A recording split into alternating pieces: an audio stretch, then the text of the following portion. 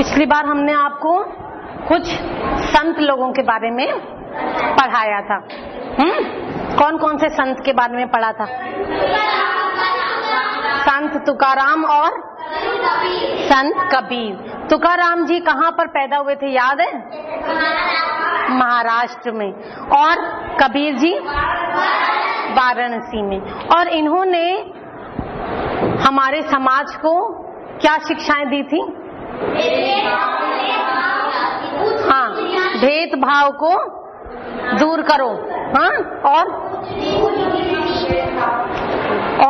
ऊंच नीच का भाव मत रखो, और किसी से लड़ाई झगड़ा नहीं करो, और आपस में मिलजुल के प्यार से रहो, और सभी धर्म की इज्जत करो, सभी धर्मों का आदर करो, सभी धर्म एक बराबर हैं, ईश्वर एक है। ये सारी शिक्षाएं उन्होंने हमें दी थी। और किस रूप में उन्होंने दी थी कि लोगों को अच्छा लगे? हाँ, वो अपने इन शिक्षाओं को लिखते थे और फिर उसे गा गा के लोगों को सुनाते थे। ठीक है, ये बताओ, जो इन लोगों ने बार बार संतों ने कहा कि आप भेदभाव की भावना न रखो, ऊंच नीच का भाव मत रखो, सब मनुष्य बराबर हैं। तुम लोग क्या जानते हो ऊंच नीच की भावना के बारे में, भेदभाव की भावना के बारे में क्या समझते हो कि ये भेदभाव ऊंच नीच क्या होता होगा उस जमाने में? जो तुम लोग बात करते हो भेदभाव, हमने पढ़ा कि उन्होंने कहा आपस में भेदभाव मत रखो, जाति पाति की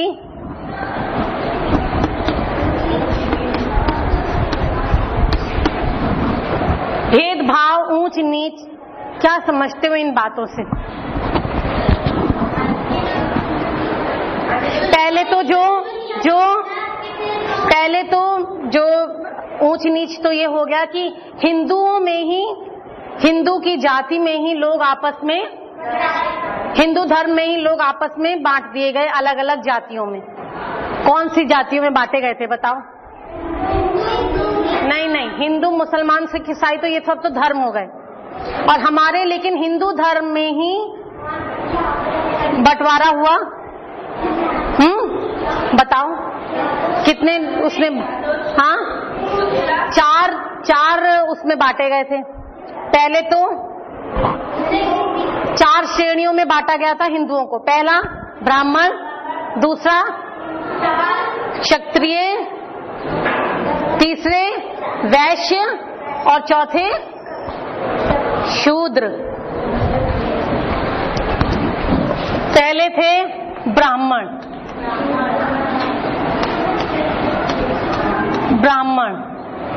दूसरे थे क्षत्रिय, तीसरे थे वैश्य और चौथे थे शूद्र। अभी भी ये चलता है, ये तब से चली आ रही है। ये बहुत ही पुरानी सामाजिक बीमारी है हमारे समाज की। ये इसको एक बीमारी कहते हैं ना। बीमारी का हो गया ना, जब हिंदू है और इंसान है तो आपस में आपने क्यों बांट दिया, है ना? तो ब्राह्मण को ऊंची जाति का कहा जाता था। ब्राह्मण जो पंडित लोग होते थे उनको उच्च जाति, ये तो बहुत उच्च जाति के हैं, और ब्राह्मण भी खुद को ऊंची जाति का समझते थे। ठीक है, तो वो जो है कैसा काम करते थे? धार्मिक काम करते थे, पूजा पाठ का, और विवाह है किसी का या जन्म का समय है ना, तो ये सब लोग ब्राह्मण लोग ही ये काम करते थे। फिर क्षत्रिय लोग कहाँ पर काम करते थे? क्षत्रिय पता है कौन होता है? जो सैनिक होते हैं, जो लड़ाई करते हैं। तो जो सेना में जो सेना में काम करते थे वो लोग क्षत्रिय कहलाते थे। फिर तीसरे नंबर पर थे वैश्य। ये लोग लिखा पढ़ी, हिसाब किताब का काम करते थे। और चौथे थे शूद्र, जिन्हें शेड्यूल्ड कास्ट, ये लोग मैला साफ करते थे, कूड़ा उठाते थे, गंदगी उठाते थे।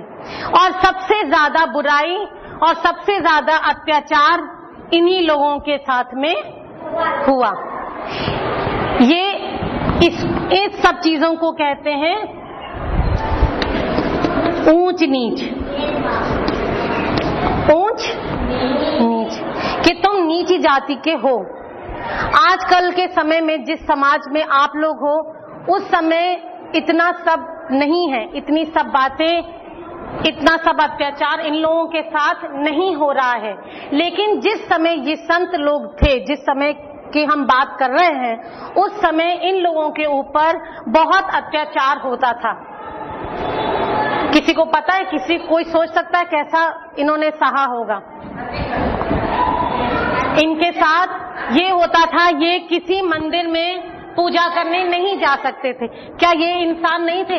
इनका कोई भगवान नहीं था? हर इंसान को पूजा करने का अधिकार है। हाँ, पूजा करने का, ईश्वर को मानने का तो सभी को अधिकार है, मगर ये मंदिरों में पूजा करने नहीं जा सकते थे। ये किसी के घर में अंदर नहीं जा सकते थे, घरों के अंदर नहीं जा सकते थे। इनके लिए रास्ते पहले जमाने में अलग अलग थे और इनसे कहा जाता था कि जब आप आएंगे तब आप एक घंटी रखिए अपने साथ और झाड़ू रखिए एक हाथ में और घंटी बजाइए एक हाथ से, ताकि हम सब अपने अपने घरों में अंदर चले जाएं। तब आप साफ करिए सड़क को, या तब आप कूड़ा साफ करिए, मैला साफ करिए। इनके घर, इनकी जो कॉलोनी थी जहां पर ये लोग रहते थे, बिल्कुल अलग। इनको ये कहीं पर भी किसी समारोह में, किसी उसमें नहीं आ जा सकते थे। ठीक है? तो ये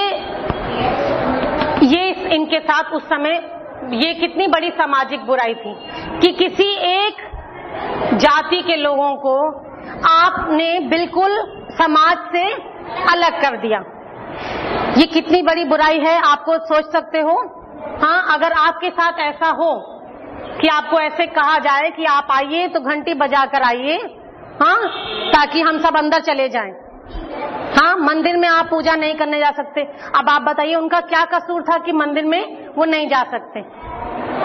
बताओ। तो जितने इन्होंने, जो संतों ने हमेशा ये कहा कि ऊंच नीच की भावना नहीं होनी चाहिए, वो इसीलिए, हाँ, वैश्य जो लोग, ये इनका नाम था ना बेटा, जाति का, ये लोग जो है लिखा पढ़ी का काम करते थे। लिखा पढ़ी, हिसाब किताब, ये उसका काम करते थे ये लोग। ठीक है? तो क्या ईश्वर ने कहा लोगों को कि इन लोगों के साथ ऐसा व्यवहार करो? क्या इनके ऊपर सूर्य अपनी रोशनी नहीं देता था? देता था ना। क्या हवा इनको हवा नहीं देती? क्या पेड़ ऐसे लोगों को छाया नहीं देता था? देता था ना। तो जब सब क्यों देता है? क्योंकि सभी के लिए ईश्वर ने सूर्य की रोशनी को बनाया है, पेड़ को छाया सभी को देता है। तो हमें ऐसा अधिकार नहीं था कि किसी भी जाति के लोगों के ऊपर हम ऐसा अत्याचार करें। तो ये भावना थी ऊंच नीच की, जिसको कुछ लोगों ने, हमारे समाज के लोगों ने देखा, समझा और लोगों को इस चीजों का विरोध किया और लोगों को समझाया कि ऐसा नहीं करना चाहिए। तब जाके एक संत ने कहा, दूसरों ने कहा, तीसरे ने कहा, चौथे ने कहा, तब जाकर ये धीरे धीरे ये चीजें आज कहीं जाकर खत्म होने पर आ रही हैं। लेकिन अभी भी बहुत सारी जगह पर जहां पर लोग शिक्षित नहीं है, पढ़े लिखे नहीं है, अभी भी ये सब चीजें बहुत मानते हैं। तो आज ऐसे ही एक संत के बारे में और हम पढ़ेंगे, जिनका नाम था संत रैदास।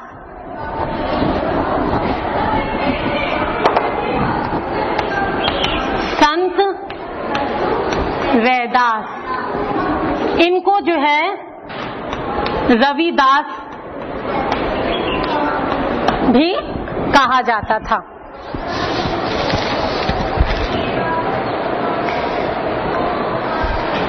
ये सब लोग जिन भी, अब हमने राजाओं के बारे में बात करी, हमने संतों के बारे में भी बात करी, तो क्या तुम बताओ हमें कि कोई भी इंसान क्या पैदा होते ही मशहूर हो जाता है, प्रसिद्ध हो जाता है?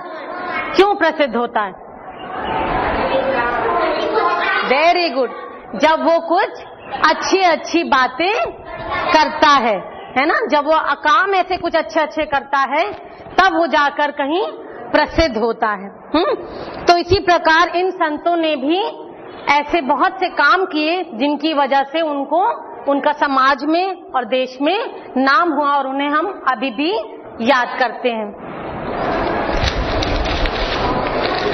संत रैदास का जन्म जो है काशी में हुआ था। ये भी काशी के थे। काशी का अब नया नाम क्या है? हाँ, नहीं बेटा, वाराणसी। अब वाराणसी नाम है ना, काशी के बाद इसका नाम हुआ बनारस और बनारस के बाद अब पड़ गया वाराणसी।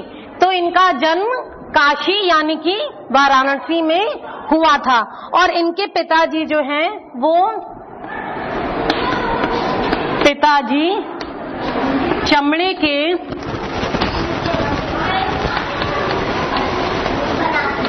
जूते चप्पल बनाते थे।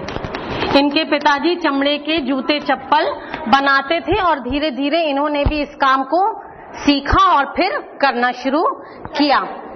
और वो ये जो थे ये अपना काम पूरी लगन के साथ, पूरी सच्चाई के साथ और पूरी मेहनत के साथ करते थे।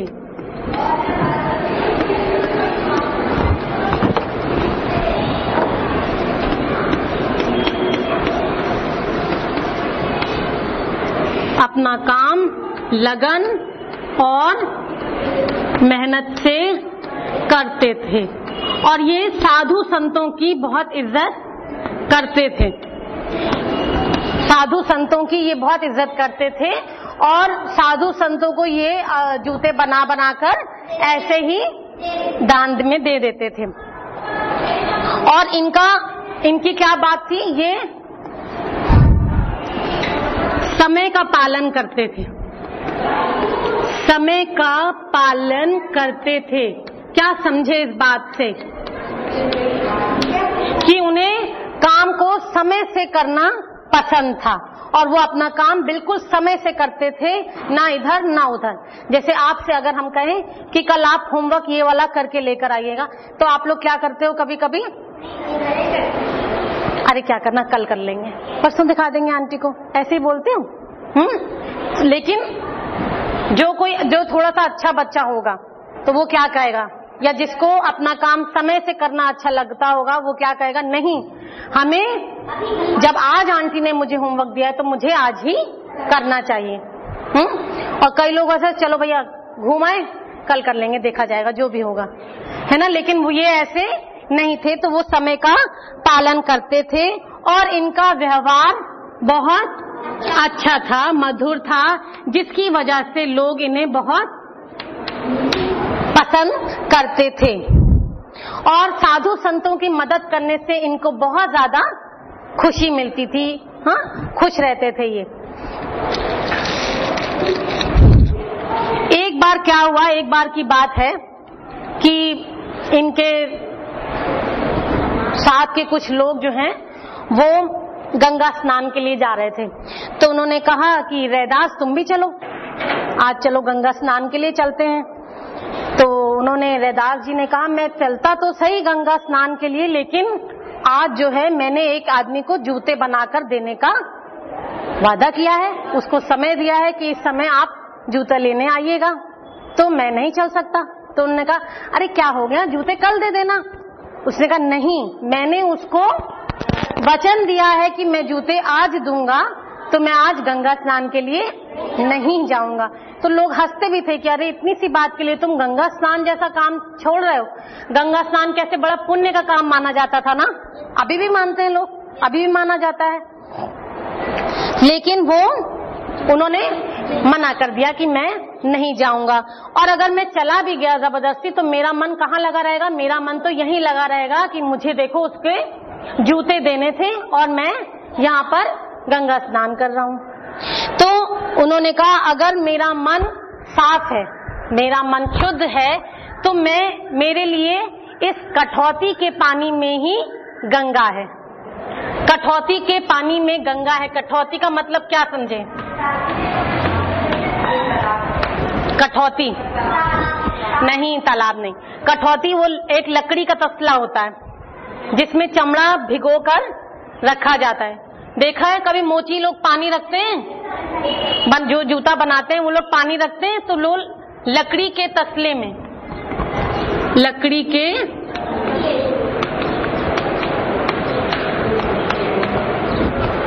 लकड़ी का तसला होता है कठौती। तो वो लोग जो जूता बनाते हैं उसको चमड़े भिगोते हैं उसमें।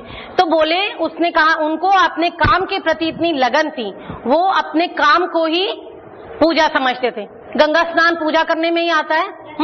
तो उन्होंने कहा मेरे लिए गंगा स्नान इतना जरूरी नहीं है, मेरे लिए अपने वचन का पालन करना, अपने काम को करना ज्यादा जरूरी है। और अगर मैं पवित्र हूँ, मैं साफ हूँ, मेरा हृदय साफ है बिल्कुल, तो जो मेरे इस काम के जो तसला है, जो मेरी ये कठौती है, इसी का पानी मेरे लिए गंगा जल है। कितनी बड़ी बात कही है ना, कि अब आपके लिए गंगा स्नान क्या है बताओ। हम तुमसे कहें एग्जाम हो रहे हैं, तुम्हारे एग्जाम चल रहे हैं, हम कहें चलो तुम्हें हरिद्वार गंगा स्नान करवा लाएं, बताओ तुम लोग क्या करोगे? एग्जाम दोगे? हाँ, क्या कहो? हाँ, छुट्टियों में चले जाओगे। Very good, good girl. छुट्टियों में ये जाएगी, लेकिन एग्जाम के बीच में नहीं जाएगी, है ना। तो फिर अब तुम होगी तो तुम क्या कहोगी? मेरे लिए ये एग्जाम ही गंगा स्नान है ना, तब अच्छी बात होगी ना। या फिर कहा अरे चलो हो आया जाए, एग्जाम का क्या है। हाँ, तो उन्होंने कहा कि मेरे लिए इस कठौती में ही गंगा है। तब से ये कथा, ये जो कहावत है, मन चंगा, वेरी गुड, मन चंगा तो कठौती में गंगा। अगर आपका हृदय, इसका मतलब क्या हुआ? अगर आपका हृदय, आपका मन साफ है, तो हर जगह आपके लिए उतनी ही पवित्र है जितनी की गंगा। और अगर आपका मन साफ नहीं है, आपका मन खराब है, आपके मन के अंदर बुरे बुरे विचार हैं, या आप किसी को धोखा दे रहे हैं, तो आपका बताओ, तो क्या आप गंगा स्नान में भी गंगा में भी जाके स्नान कर लीजिए तो भी आप पवित्र नहीं रहेंगे। तो मन का पवित्र होना ज्यादा मायने रखता है। ये सारी शिक्षाएं इन्होंने, रैदास जी ने दी थी। अब इनका जन्म भी ऐसे समय में हुआ था जब समाज में बहुत सारी बुराइयां फैली हुई थी, और वही अंधविश्वास, वही धार्मिक आडंबर मतलब वही धर्म के नाम पर ढकोसले, बस माला जपते रहो, राम राम करते रहो, भले ही बगल में छुरी रखी हुई है, भले ही दूसरों का बुरा करते रहो, लेकिन मुंह से राम नाम जपते रहो। ये क्या होता है? धार्मिक आडंबर, कि बोलते तो देखो कितनी बड़ी बड़ी बातें हैं, और लेकिन और फिर वही बुराई, सबसे बड़ी सामाजिक बुराई जिसके बारे में अभी मैंने बताया था, छुआछूत, जो बुराई उस समय बहुत ज्यादा जोरों पर थी, बहुत ज्यादा अत्याचार उन लोगों ने, नीच जात के लोगों ने सहे, और इन संतों की वजह से आज उन्हें भी हमारे समाज में स्थान मिला है। तो इनके समय में कौन कौन सी बुराइयां थी? अंधविश्वास, धार्मिक आडंबर, धर्म के नाम पर ढोंग, और छुआछूत, भेदभाव। और रैदास ने इन बुराइयों को दूर करने की कोशिश करी, और कैसे करी? ये भी अपने भजनों को लिखते थे और लोगों को गा गा कर सुनाते थे।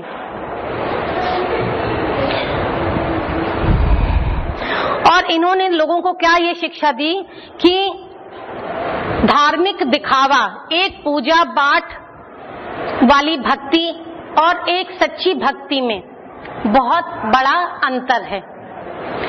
सच्ची भक्ति, सच्ची ईश्वर की पूजा आप कैसे कर सकते हो? कोई बताएगा क्या? सच्ची ईश्वर की पूजा, मन साफ कैसे हो? मन, दूसरों की भलाई करें, दूसरों का हम बुरा ना सोचे, बुरा ना करें, दूसरों की भलाई करें, दूसरों के दुखों में हम काम आए। और बच्चे और क्या कर सकते हैं? बच्चे किसी भूखे को खाना दे दिया, किसी प्यासे को आपने पानी पिला दिया, किसी रोते हुए को आपने हंसा दिया, किसी घायल को आपने मरहम लगा दिया। ये भी एक प्रकार की ईश्वर की पूजा है और इसमें आपको ज्यादा सुकून, ज्यादा सुख और ज्यादा शांति मिलेगी। बजाय ये चालीसा पढ़ने से 2 मिनट धूप बत्ती जलाई और इन सब से कुछ नहीं होता है। तो सभी संतों ने इन सब चीजों का विरोध किया। इन्होंने कहा कि आप इस तरीके से पूजा ना करें, आप पूजा ऐसे करें, सबको इंसान बराबर का इंसान समझें और सबको प्यार दें, सबका ध्यान रखें, दुखियों की मदद करें। और उन्होंने कहा हमारे अंदर परोपकार की भी भावना होनी चाहिए, परोपकार दूसरों की भलाई के लिए, दूसरों का उपकार करने के लिए। और उन्होंने ये कहा काम कोई भी हो, बताओ, कोई भी काम हो, चाहे ऊंचा चाहे छोटा चाहे बड़ा, वो हर काम जो है ईश्वर के पूजा के समान है।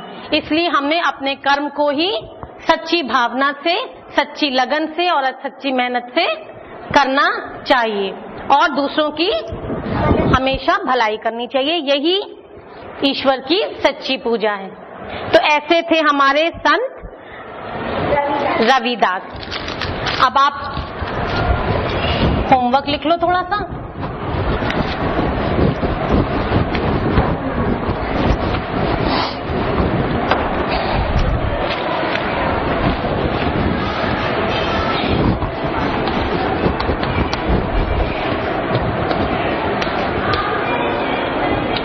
संत रैदास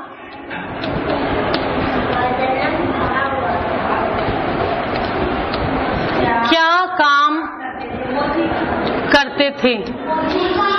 वो चमड़े का जूता चप्पल बनाते थे। उनका जन्म कहाँ पर हुआ था? काशी में। Very good. संत रैदास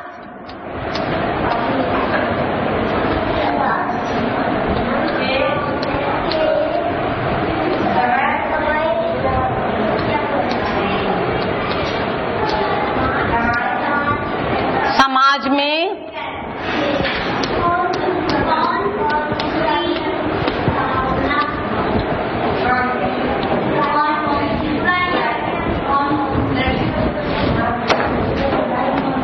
कौन कौन सी बुराइयां थीं?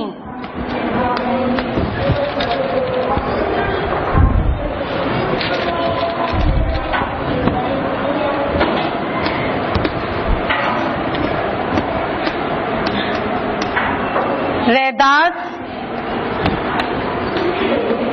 ईश्वर से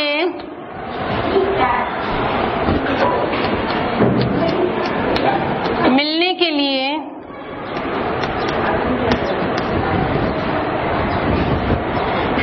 क्या तरीका बताते थे? बताओ, क्या कहा था? ईश्वर से मिलना मतलब ईश्वर की पूजा।